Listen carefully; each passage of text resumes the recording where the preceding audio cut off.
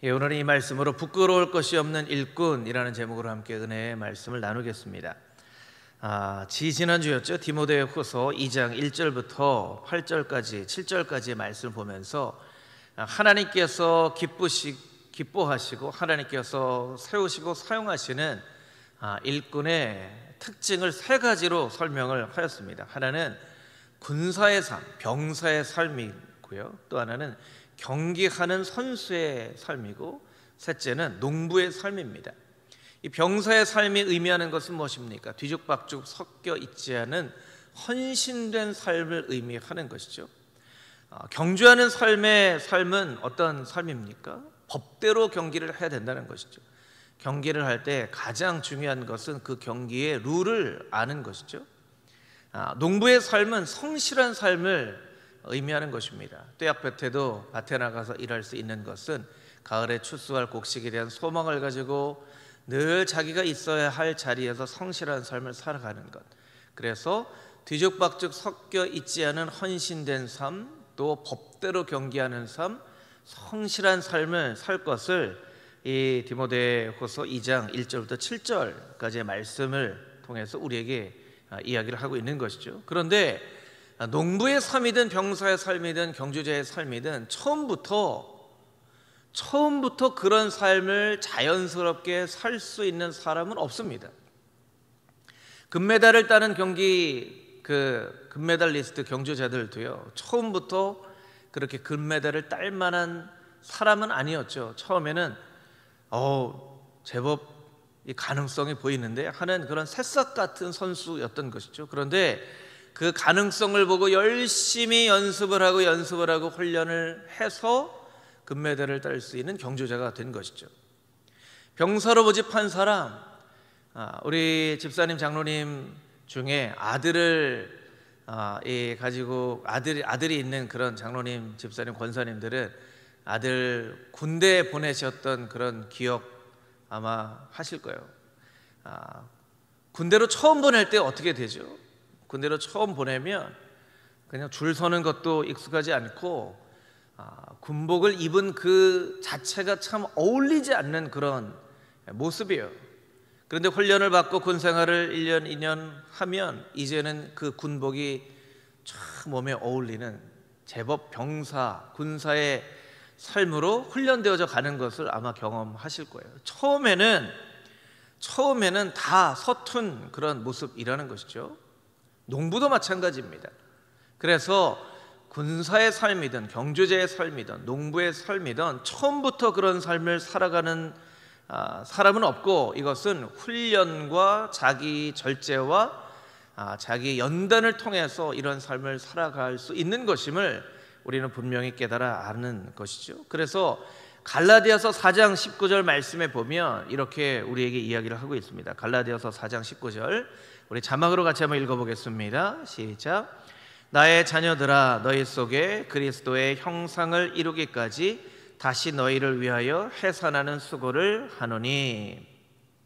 그리스도의 형상을 이루기까지, 이 형상을 이루다라는 말의 어원을 보면 모르포데라고 하는 말인데요, 어떤 의미냐면 어떤 형상을 만들어가는 작업을 반복하는 것, 이것을 나타내는 말이에요. 반복하는 것, 반복해서 어떤 형상을 만들어가는 작업을 모르포데라고 한다는 거예요. 이 갈라디아에 있는 교인들을 향해서 그리스도의 이 형상을 닮아가는 이 과정 가운데 끊임없이 반복하며 마치 어머니가 해산하는 고통을 반복해서 경험하는 것 같은 그런 마음으로 갈라디아 성도들을 훈련하고 본을 보이고 했다라는 사도 바울의 고백인 것이죠. 조각가가 멋진 조각을 조각하기 전에 먼저는 조각가의 머릿속에는 그 완성된 모습에 대한 그림을 그립니다. 그리고 그 그림을 그린 것을 토대로 필요 없는 것을 깎아내고 이 조각을 하죠. 배우가 연기를 할 때 그 배역을 맡은 그 삶에 몰입하기 위해서 일기를 쓴다는 얘기를 제가 들었어요. 마치 그 사람인 것처럼 일기를 써요. 배역의 삶과 내 삶은 완전히 다른데 그 배역에 좀 몰입하기 위해서 일기를 쓴다는 거예요. 나는 오늘 무엇을 했다, 어떻게 했다, 그러면 쭉 일기를 써요. 그렇게 일기를 쓰면서 그 배역에 몰입을 해나가는 그런 과정들을 이렇게 들은 적이 있습니다. 그래서 어떤 배우들은 드라마나 영화가 끝나고 나서 다시 자기의 본연의 모습으로 돌아오기까지 굉장히 고생을 한다는 그런 얘기도 들었어요. 너무 몰입을 하다 보니까. 그렇죠. 그렇게 훈련을 해 나가야 되는 모습이 있다는 것이죠. 여러분, 여러분에게 한 가지 묻고 싶습니다. 여러분은 미래에 여러분이 어떤 멋진 모습으로 하나님 앞에 세워질 수 있을까에 대한 그런 그려놓은 조각가의 그림이 있습니까? 여러분이 앞으로 나는 이런 모습이 돼야지, 나는 이런 멋진 모습이 돼야지 하고 여러분이 모델처럼 이렇게 그려놓은 어떤 그런 모습이 있냐는 거예요. 여러분, 그런 모습이 있어야만 합니다. 그런 모습이 있어야 그 목표를 향해서 우리가 달려나가는 경주자의 삶을 살 수 있는 것이죠. 오늘 디모데후서 2장 말씀에 사도 바울은 디모데에게 그 모델에 대해서 어떻게 이야기를 하고 있습니까?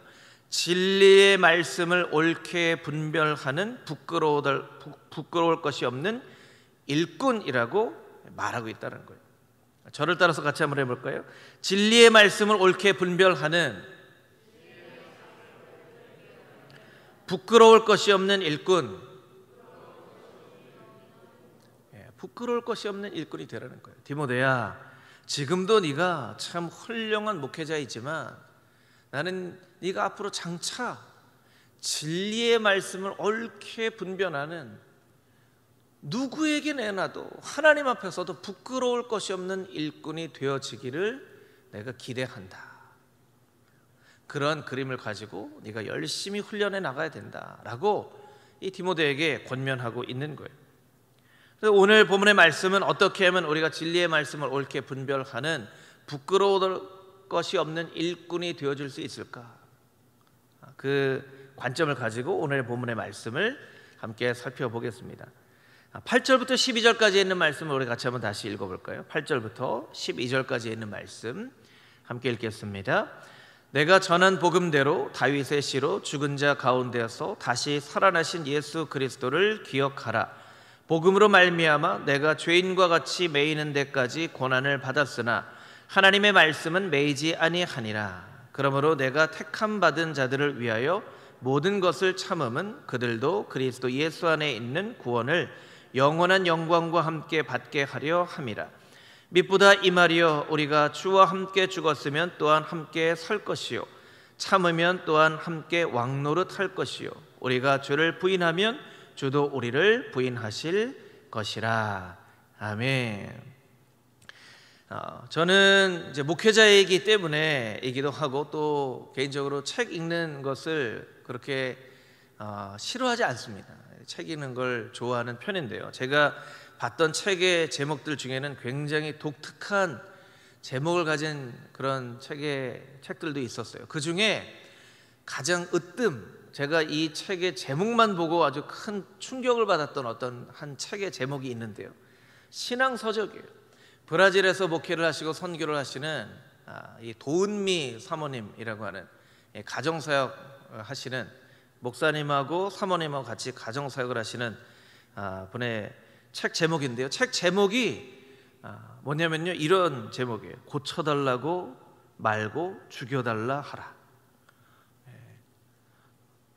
책 제목이에요. 고쳐달라 말고 죽여달라 하라. 여러분 별로 안 놀라시는 것 같은데요. 고쳐달라고 하지 말고 죽여달라고 하라는 거예요. 하나님 앞에 그렇게 기도하라는 거예요.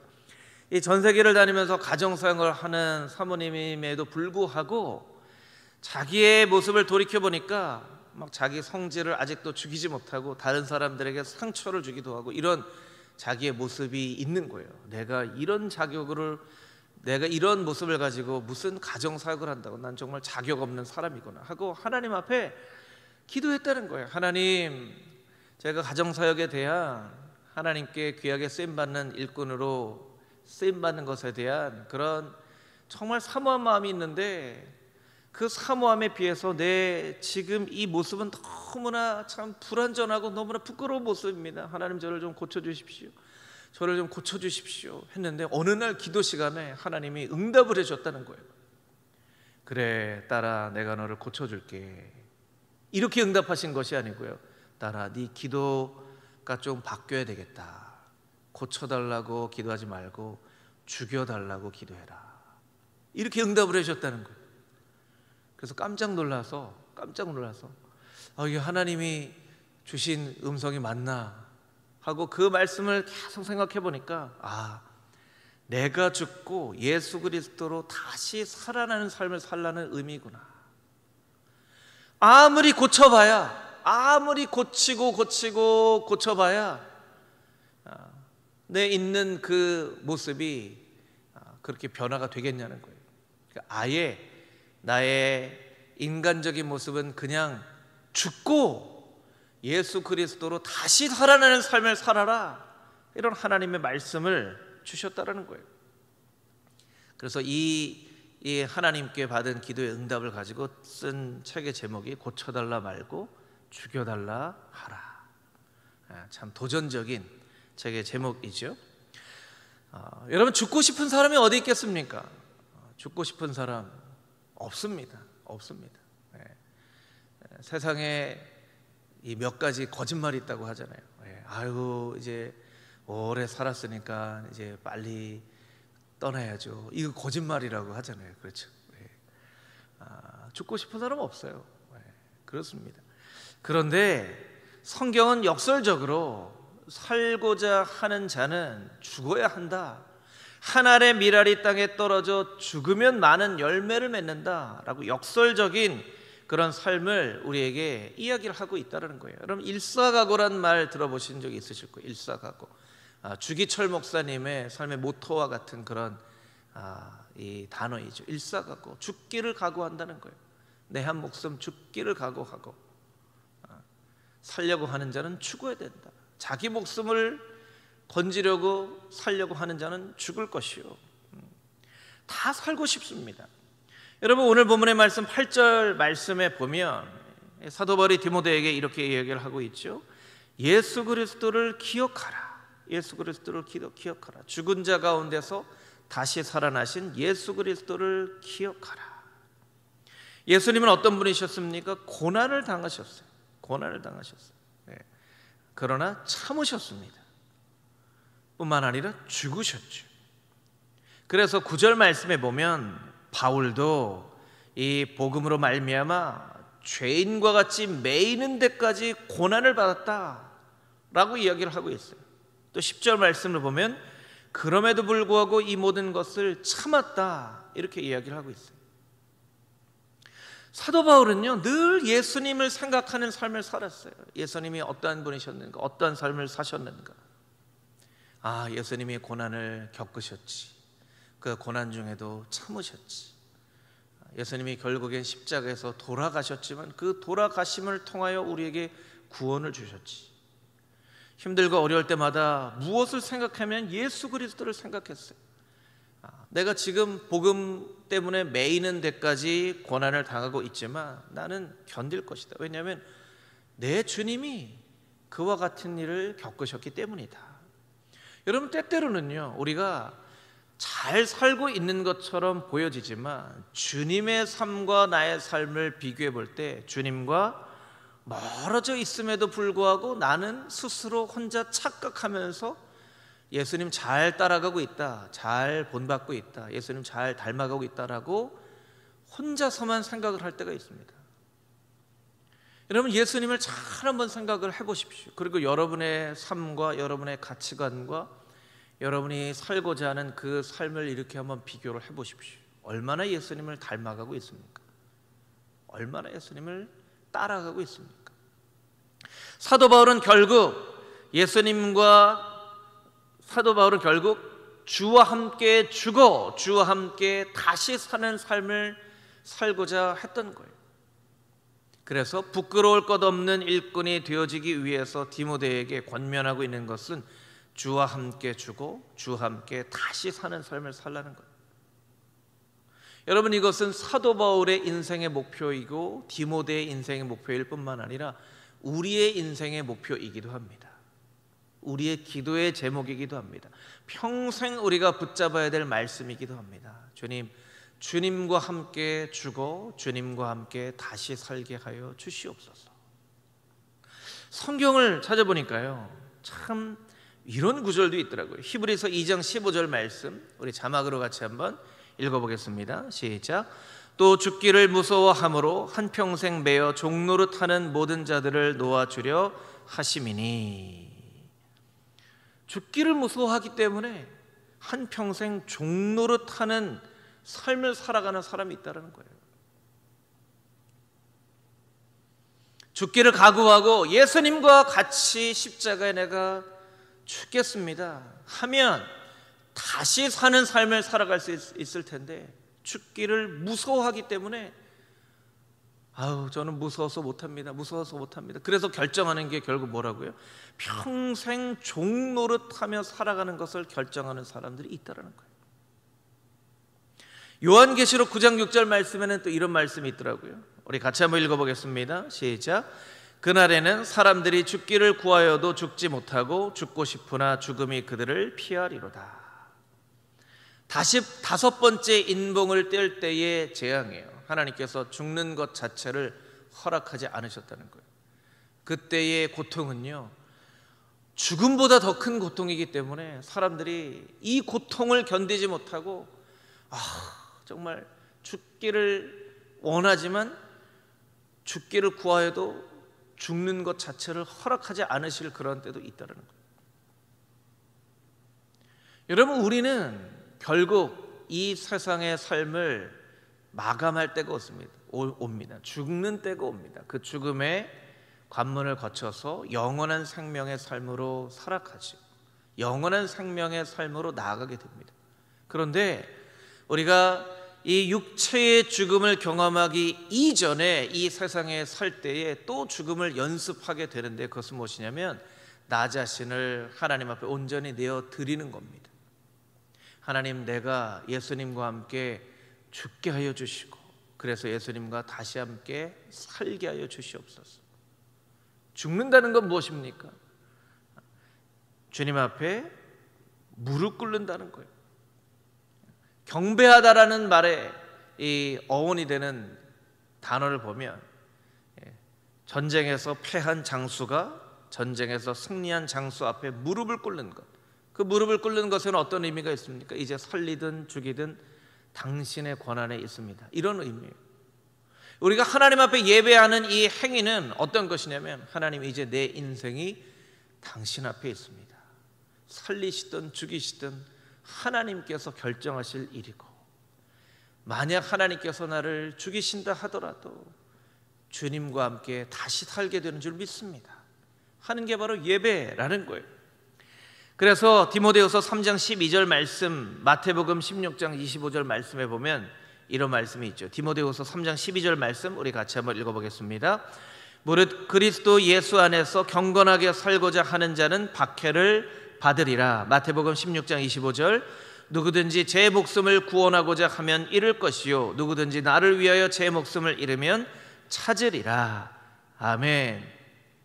자기 목숨을 구원하고자 하는 사람은 결국 잃게 될 것이라는 거예요. 그러나 나를 위하여, 예수님을 위하여 그 목숨까지도 포기하는 자는 결국 그 생명을 찾게 된다는 거예요.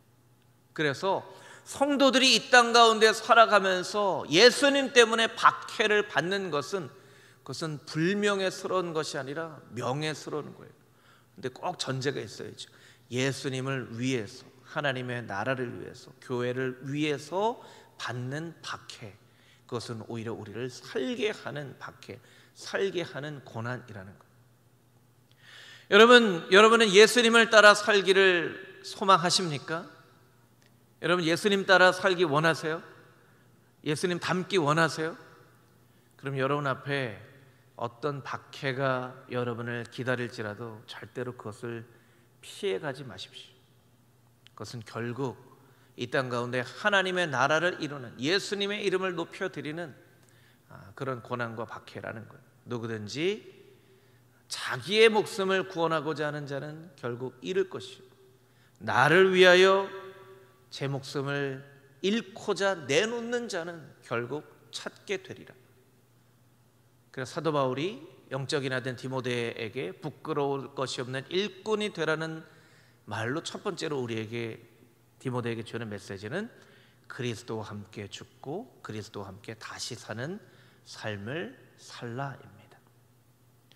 여러분, 남은 한 주간의 삶, 이 말씀 잘 우리가 기억하면서 우리의 기도마다 하나님 그리스도와 함께 죽게 하시고 박해를 받게 하시고 고난을 당하게 하시고 견디게 하여 주시고 또한 그것이 끝이 아니라 그리스도와 함께 다시 사는 인생 살게 하여 주시옵소서. 하나님 앞에 간절한 마음으로 간구하며 기도하는 금호중앙의 모든 성도님들이 다 되시기를 주님의 이름으로 축복합니다.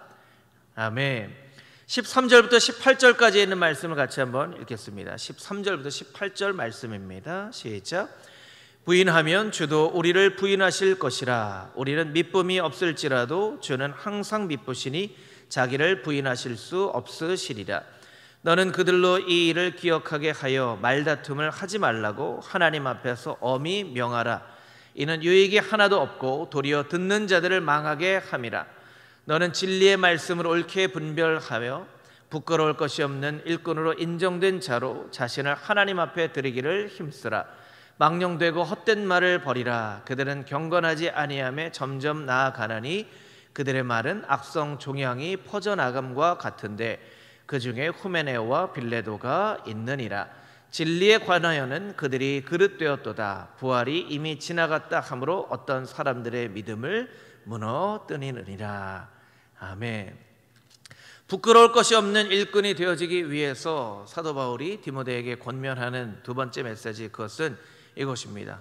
버리십시오. 그리고 말씀 안에서 자유를 누리십시오입니다. 같이 한번 따라해 볼까요? 버리십시오. 그리고 말씀 안에서 자유를 누리십시오. 버리십시오. 그리고 말씀 안에서 자유를 누리십시오.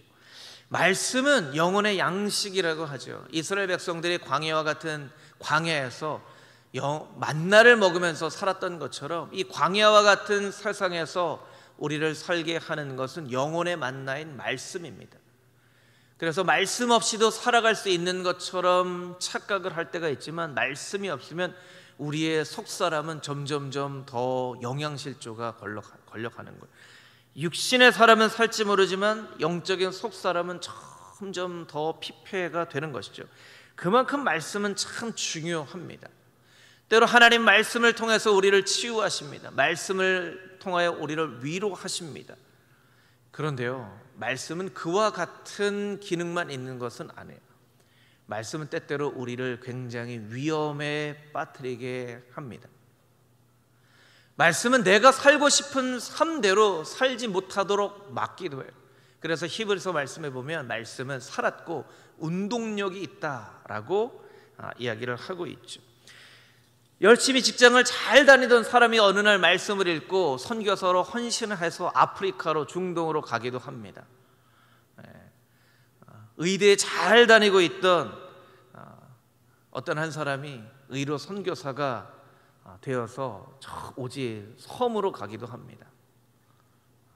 그런 사실만 놓고 보면 말씀이 참때로 위험한 게 맞는 것 같아요. 내가 원하는 삶을 살지 못하도록 나를 이끌고 하나님의 뜻대로 인도한다는 관점에서 보면 여러분, 말씀이 우리에게는 때로 우리의 관점으로 보면 위험하게 느껴질 때도 있어요. 그러니까 하나님 말씀으로 나를 먹이시고 말씀대로 인도하여 주시옵소서라고 기도한다면요, 여러분이 이 마음 가운데 좀 이 각오를 하고 기도를 할 필요가 있어요. 그런데 이렇게 내가 원하는 삶대로 살지 못하고 하나님께서 때로는 하나님의 방법으로 정말 세상의 부귀와 명예와 영광을 다 버리고 하나님 나라를 이루기 위해서 말씀을 통해서 인도하시기도 하지만 그런 사람들의 삶을 자세히 들여다보면요, 그런 사람들의 삶 가운데는요 참 자유함이 있다는 것을 발견하게 돼요. 여러분 8절 말씀에 보면 어떤 말씀이 있습니까? 내가 전에 전한 복음대로 다윗의 씨로 죽은 자 가운데서 다시 살아나신 그리스도를 기억하라. 내가 죄인과 같이 매이는 삶을 살았지만 하나님의 말씀은 매이지 아니한다. 9절 말씀에 하나님의 말씀은 매이지 아니한다 라고 이야기를 하고 있어요. 여러분, 하나님의 말씀이 매이지 아니한다라는 의미가 무엇일까요? 매이지 않는다는 것이 자유함이 있다는 뜻입니다. 내가 지금 감옥에 매여 있는 그런 이 모습을 하고 있지만 사실은 나는 그 어떤 곳에도 매여 있지 않는 사람이다. 내 마음 가운데는 진정한 자유가 있다라고 사도 바울이 고백하고 있는 거예요. 여러분, 어떤 때 자유가 있죠? 걸리적거리는 것을 치워버릴 때 진정한 자유가 있는 거예요. 여러분, 때로 우리의 삶 가운데 진정한 자유를 누리지 못하게끔 내 안에 걸리적거리는 것들이 있어요. 이 걸리적거리는 것들을 말씀으로 깨끗하게 치워버릴 때에 진정한 자유를 우리가 누리게 되는 것이죠. 그것을 오늘 본문의 말씀에는 부끄러운 일꾼과 부끄러울 것이 없는 일꾼으로 딱 구별해서 설명을 하고 있습니다. 표를 좀 보여주시면 좋을 것 같은데요. 부끄러운 일꾼 어떻게 되어 있습니까? 부끄러운 일꾼이라고 되어 있는 사람 17절 말씀에 보면 이름이 딱 나와 있어요. 후메네오와 빌레도. 참 불명예스러운 이름이죠. 이 사람들이 어떤 잘못을 했는지 모르겠지만 불명예스러운 부끄러운 일꾼으로 이 성경에 기록되어져 있어서 이 시대를 거쳐서 후메네오와 빌레도라는 이 이름이 참 불명예스러운 이름이 되어졌어요. 이 사람들의 행한 특징 무엇입니까? 14절 말씀에 보면 망하게 했다. 이게 이제 재앙이라고 하는 영어의 카타스트로피라고 하는 말의 근거가 되는 말이에요. 망하게 한다는 거예요. 누구든지 후메네오와 빌레돈을 만나는 사람들은 망해요. 잘 될 것처럼 보여지는데 그 사람들만 만나면 망해요. 아유, 또 망했어? 아유, 지난번에 만나던 사람도 망했는데 참 그 사람들 참 독특한 사람들이네. 어떻게 그 사람들만 만나면 사람들이 망하지? 이런 삶을 살게 되는 거예요. 16절 말씀에 보면 그 사람들에게는 망령되고 헛된 말이 있어요. 헛된 말. 말하자면 알맹이가 없는 말이죠. 진실하지 않는 말이에요. 귀로 듣기에는 좋은 말 같이 보여지지만 사실은 생각해보면 나에게 절대로 유익이 되지 않는 말. 이 말로 사람들을 현혹하는 그런 말을 하는 특징이 이런 사람들에게 있다는 거예요. 이런 사람들은 17절 말씀처럼 악성 종양이 퍼져나감 같다라고 표현을 하고 있다. 악성 종양이 퍼져나감 같다. 또 18절 말씀에 보면 그들은 그릇된 삶을 살아가고 사람들의 믿음을 무너뜨리는 사람이라는 거예요. 무너뜨리는 사람. 여러분, 그런데 후메네오와 빌레도라고 이야기를 한 것으로 놓고 볼 때는 사도 바울이 잘 아는 사람이었다는 거예요. 여러분, 사도 바울이 잘 아는 사람이라는 것은요, 교회 안에 있는 사람일 가능성이 높다는 거예요. 교회 안에 있는 사람들 중에도 악성 종양과 같은 망하게 하는, 망령되고 헛된 말, 진실하지 않은 말을 하고 그 사람만 만나면 믿음이 무너뜨려지는 그런 부끄러운 일꾼과 같은 그런 사람이 있다는 거예요.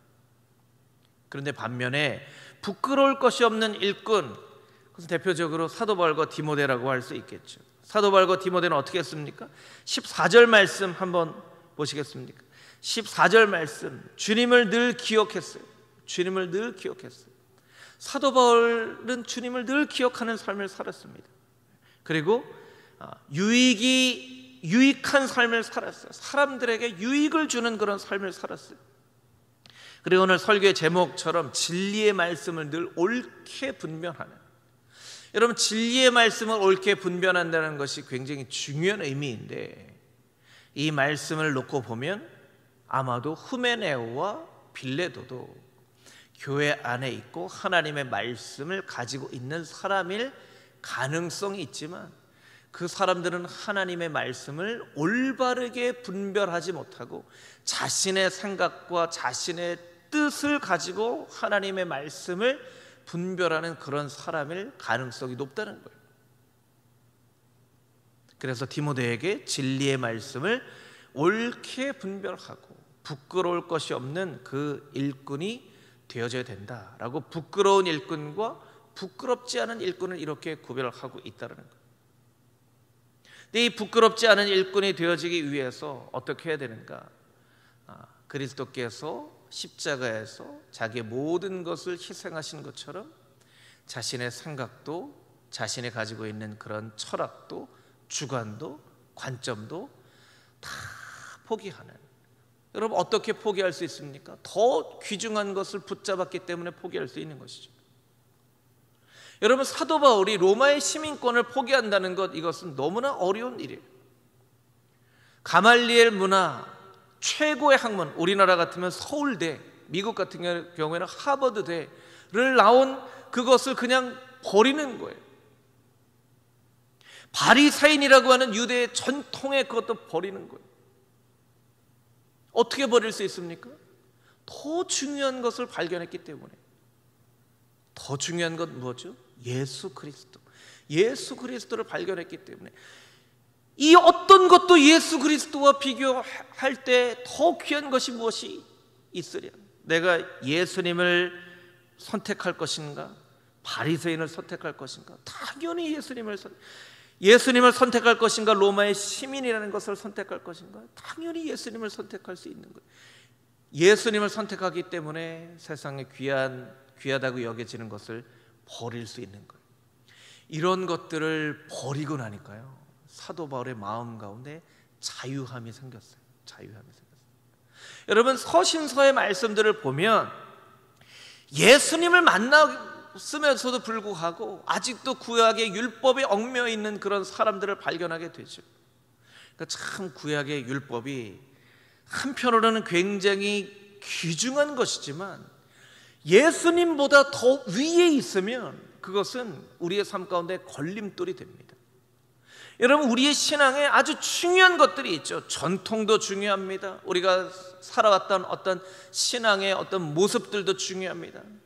중요한 것들이 있어요. 중요하지 않다는 의미가 아니에요. 그런데 예수 그리스도의 십자가의 의례보다 그것이 더 위에 있게 되는 경우에는요, 그것은 우리에게 절대로 도움이 되지 못합니다. 그것은 우리에게 걸림돌이 됩니다. 그래서 예수님을 믿는 사람들 중에도 예수님을 믿고자 하는 사람들에게 할례를 받아야지 예수님을 믿을 수 있어. 구약의 율법을 지켜야지 믿을 수 있어. 아니, 예수님을 믿고 난 다음에도 그 구약의 율법의 테두리 안에 있는 거예요. 이걸 빨리 치워버려야 자유함을 누리고 살아갈 수 있는데, 그래서 이 예루살렘 공회를 통해서 우리가 이렇게 하면 누가 예수님을 믿을 수 있겠느냐?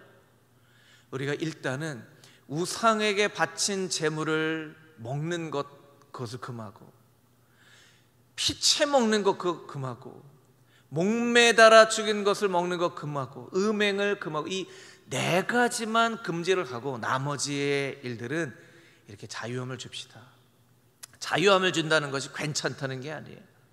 예수님을 진짜로 믿게 된다면 저절로 자신 안에 있는 그런 죄악들을 발견하게 될 것이고, 누가 거룩하게 살라고 하지 않아도 스스로 거룩한 삶을 살아야 되겠다고 생각할 것이기 때문에 다른 것들은 제어하지 말고 이런 것들만 최소한의 것으로 우리가 규정을 합시다.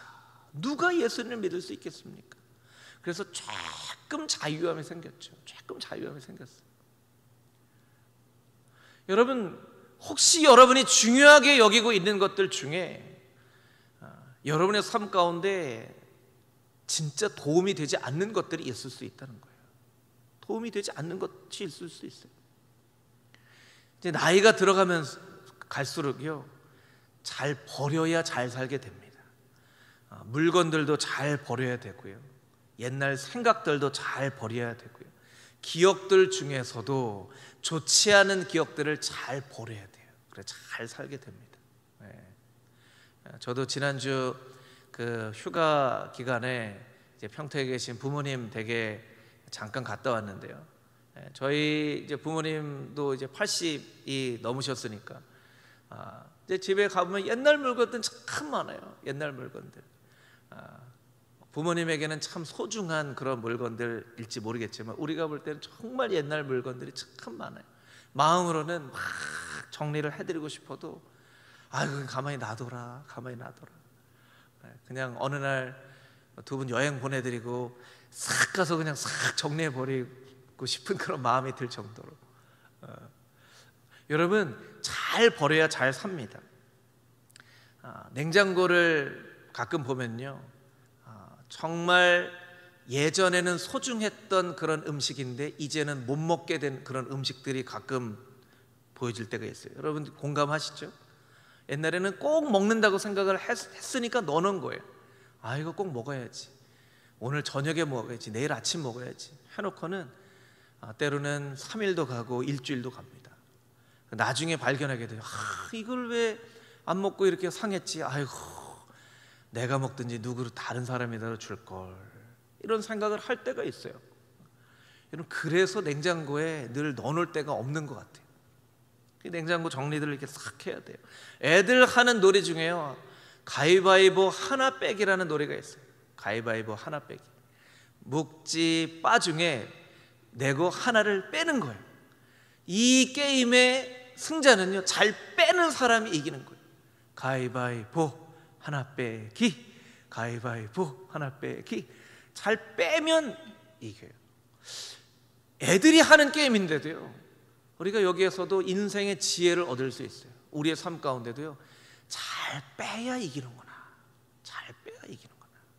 내가 왜 이렇게 자유롭지 못하지? 그리스도 예수 안에 있는 그 은혜를 맛보고 예수님의 그 사랑이 나의 안에 있는데도 잘 생각해보면 내 삶 가운데 자유함이 별로 없어요. 왜 이렇게 자유함이 없지? 왜 자유함이 없지? 사도 바울은 그 어떤 것으로도 매이지 아니한다고 이야기하고 있는데 나의 마음 가운데 왜 이렇게 매이는 게 많지? 이 걸리적거리는 게 많아서 그래요. 생각도 기억도 때로는 중요하다고 여겨지는 소신도 철학도 예수님의 십자가보다 더 중요한 것이 되어지면 결국 우리의 삶 가운데 걸림돌이 되는 거예요. 걸림돌이 되는 거예요. 관계들도요, 여러분 핸드폰 이렇게 보시면요, 정말 1년, 2년, 3년 동안 연락도 안 한 연락처들도 너무나 많고요, 지워버려야 될 사진도 얼마나 많은지 몰라요.